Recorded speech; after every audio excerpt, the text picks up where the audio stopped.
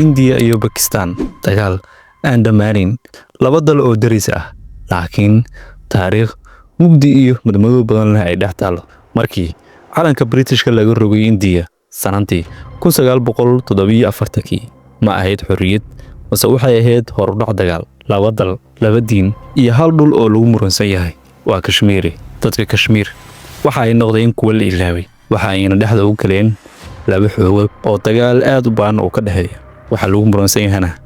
waa isla ayaga dhulkooda laakiin su'aashu waxay tahay yaa guuleystay ma Hindiya oo ciidamo ku xukumaysa dad aan doonayn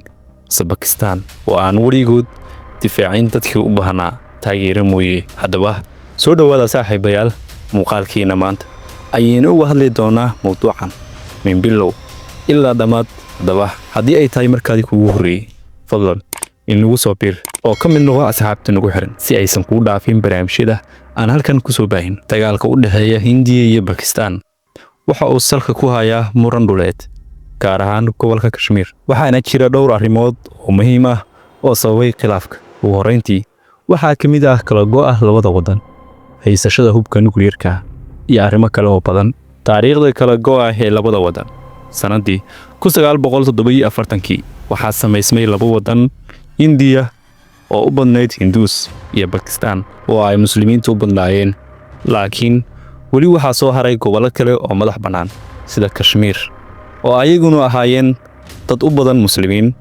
laakiin oo xukumayay boqor Hindus ah boqorkan ayaa markii hore doonayay in uu noqdo wadan madax bannaan laakiin kadib markii ay kooxo ay taageerto Pakistan ay ka bilaabeen dagaal ayaa wuxuu isku diyay inuu ku biiriyo Hindiya si uu kaalmo military uga helo dagaalkii xilligaas bilowday waxa uu sababay dagaalo badan oo waaweyn tan iyo markaas Hindiya iyo Pakistan waxa ay galeen 3 dagaal oo waaweyn dagaalkii 1947 1965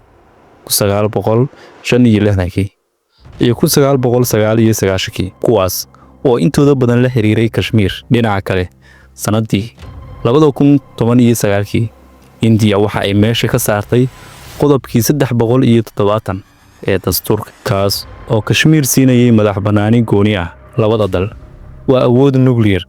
taas oo ka dhigaysa khilaafkooda mid aad u khatar badan oo caalamku ka baqayo inuu ka dhasho dagaal aad u weyn khilaafka cusub ee labada wadan maalmihii u dambeeyay waxaa socday xaalad aad u kacsan oo u dhaxaysa labada wadan toddobaadkii hore waxaa la dilay 26 qof oo ku sugnaa Kashmir dhinaca ay Hindiya maamusho taas oo dhalisay xaalad saansaan dagaal ah labada wadanna waxa ay qaadeen tallaabooyin waaweyn oo aan hore looga baran Hindiya waxa ay ku dhawaaqday in sida ugu dhaqsiyaha badan ay ka baxaan dhammaan dadka reer Pakistan sidoo kale waxa ay ku dhawaaqday in dhammaan diblomaasiyiinta Hindiyaanka ay dalka isaga baxaan haddaba qodobka ugu muhiimsan oo khilaafka weyn oo ka dhashay waa in ay Hindiya ka baxday heshiisyadii wabiyada kaas oo uga dhigan dhanka Pakistan xaalad aad halis u ah wabiga ka soo burqada Hindiya soona dhex mara Pakistan ilaa oo ku daro badda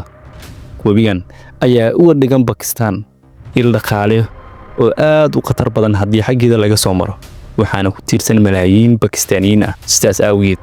Pakistan waxa ay ku dhawaaqday haddii la soo faragashto biyahaas inay ka xigto inay adeegsato hub nuclear ah haddaba saaxiibayaal guud ahaanba barnaamijkeeni maanta